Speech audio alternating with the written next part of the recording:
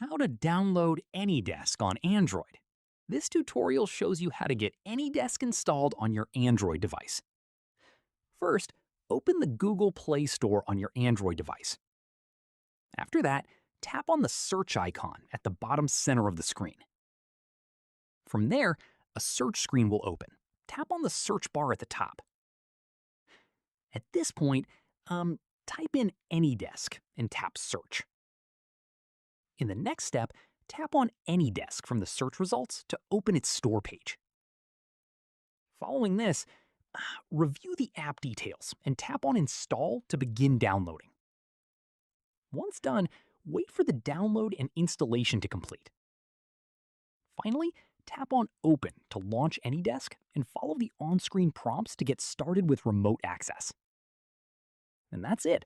If this guide helped you download AnyDesk on your Android device, give it a like, subscribe for more Android tutorials, and tap the bell icon for updates. See you in the next one.